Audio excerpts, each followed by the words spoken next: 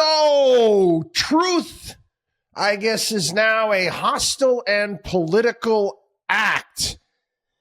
Woo! Yeah, we did a whole thing on truth a couple of weeks ago on the radio show. We're talking about Pontius Pilate. What is truth? I've talked about it here on the program. Oh, yeah, everybody's entitled to their own truth, their own reality, when, quite frankly, that's nonsense. I have to say, full disclosure, this whole tariff thing is the second most annoying topic I've had to cover in all of my years, COVID being number one. Anyway, so again, you got a press conference this morning with the Secretary of the Treasury, Scott Bessent, and Caroline Leavitt was up there too, and we'll get into some of the things that the Treasury Secretary said. But first and foremost, a question was asked from the peanut gallery there, the reporters, with a report that Amazon was going to start adding a surcharge where their customers could see on items that were coming in from China and what people had to pay.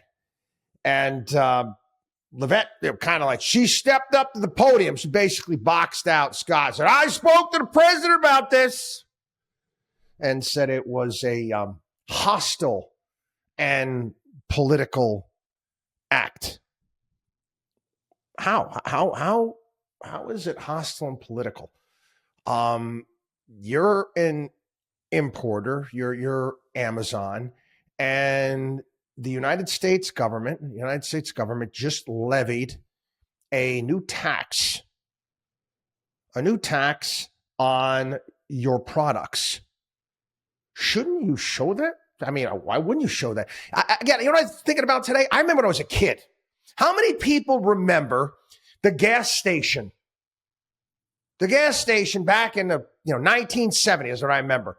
And they would show you the price of gasoline. They would show you the federal tax. They would show you the state tax. You knew all of the embedded costs. You don't know today. You just pay. You fail to realize all of the taxes that you're paying every single time you fill up at the pump. Tariffs a tax. If this is so grand, spanking, star-spangled, MAGA awesome, why not let Amazon show it? Her other retort was, why didn't Amazon do this when the Biden administration hiked inflation to the highest level in 40 years? So what was Amazon supposed to do? Put on a how do you quantify an inflation cost? Yeah, you can quantify. You got a dollar amount exactly for what you're being charged in tariffs. How does one do that? And then, I'm sorry, all over Fox Business, Fox, everything, they start echoing the same line of bullcrap. Stop it, people. You're smarter than this. You're better than this. Are you going to start putting an inflation charge? How does one quantify that inflation charge? Just let me know. But anyway, you can with tariffs. Anyway, statement from Amazon. I guess the whole thing was fake news. The team that runs our ultra low-cost Amazon haul store has considered listing import charges on certain products. This was never a consideration for the main Amazon site, and nothing has been implemented on any Amazon properties. So I don't know what the point was. I don't know if they were worried about it. I don't know if this was a shot across the bow warning people, don't be honest with the American people. Because again, I guess truth is a hostile and political act. Anyway, take it for what it is. Take it for what it is. You don't have to agree with me. Whatever. I'm sorry. I know I'd be doing it. I know most certainly I'd be saying, hey, listen, this is, again, you when you buy something, you see the sales tax, right? You see the local sales tax on it, put a line on them. This is our tariff tax. This is why everything got so expensive. Anyway, let's talk a little bit about autos here. First and foremost, General Motors pulled their profit guidance citing significant tariff impact. Its net income slid 6.6% to $2.8 billion, even though its revenue went up at this point in time. They say that the auto tariffs have clouded the outlook and its prior forecasts cannot be relied upon. The company's also holding off on stock buybacks to conserve cash. Back in February, they approved $6 billion in buybacks. They've purchased $2 billion, but they're waiting for some more clarity moving forward. Again, we'll see. It's part of the uncertainty issues that we're dealing with at this point in time. This is where, again, and I'm not a fan of this. This is part of the lack of any sort of execution or intelligent design when it came to the rollout on these tariffs. Trump now wants to soften the impact of the auto tariffs, preventing duties on foreign-made cars from stacking on top of other tariffs that he has imposed. He also wants to ease some of the tariffs on foreign parts used to manufacture cars in the United States. So, automakers paying Trump's automotive tariffs won't also be charged for other duties, such as those on steel and aluminum. Again, I hate to be the accountants at these automakers at this point and trying to keep track of all this stuff. And I guess this is going to be retroactive, meaning that automakers could be reimbursed for tariffs already paid. There was a 25% tariff on finished foreign-made cars that went into effect this month. They're going to modify its tariffs on foreign auto parts, slated to be 25% on May 3rd, allowing automakers to be reimbursed for those tariffs up to an amount of equal to 3.75% of the value of a U.S.-made car for 1 year. The reimbursement would fall to 2.5% of the car's value in the second year, then be phased out. Again, you're also talking about the steel and aluminum tariffs and whether or not they are compounded on this. Again, I'm a big fan of simplicity, and I've made that perfectly clear over the years here on the program, and we've gone off on Red Tape Nation. This is not making life easier on anybody. This is making it more complicated. It's making it more difficult.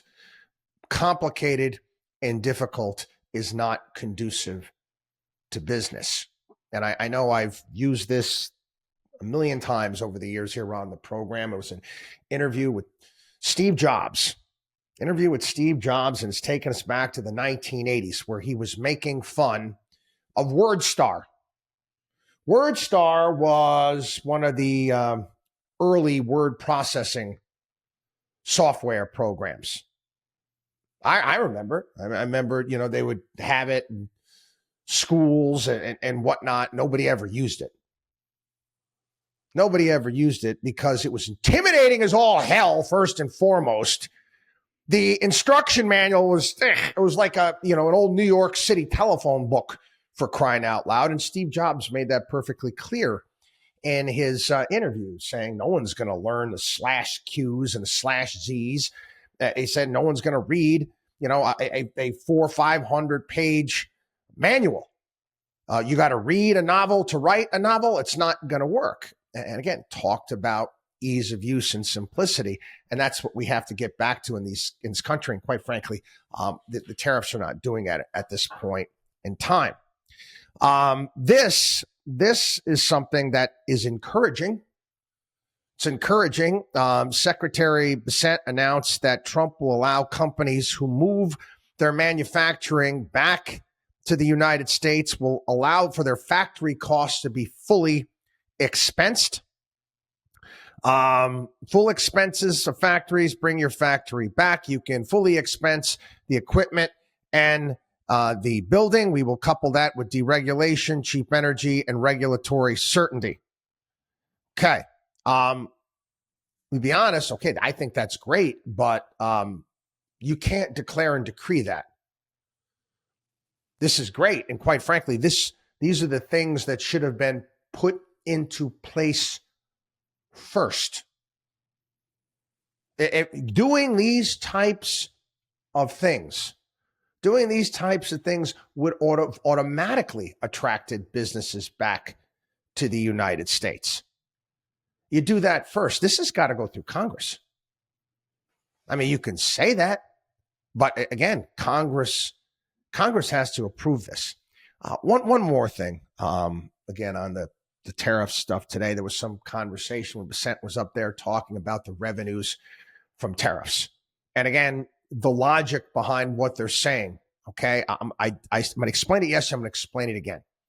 You're saying that income tax could be eliminated because of tariffs. Saying they could be eliminated because of tariffs. But you want these manufacturing companies, you want them to come to the United States where they're not going to be tariffed. Which is it? They're basically polar opposites of one another, quite frankly. Doesn't make any sense. Any other quick note as well. Again, Scott Bissett actually said today, we're not basically looted. We're not looking to bring back textile manufacturing. We want to have high-end productive jobs coming back here to the United States. Now, again, that makes sense. But the numbers here that they keep throwing out, they keep saying, we're going to get rid of income taxes on everyone making less than $200,000 a year. So the amount of taxes collected by the 200,000 and below, that's $675 million. $1 billion, $675 billion. If you think that the tariff revenue is going to supplant that, it's just not going to happen. Not going to happen. Tariffs would have to be much, much higher and across the board. Anyway, and other news. Oh, boy. Howard Lutnick is going to be on CNBC this afternoon. Hold on to your hats, kids. WatchDog on WallStreet.com.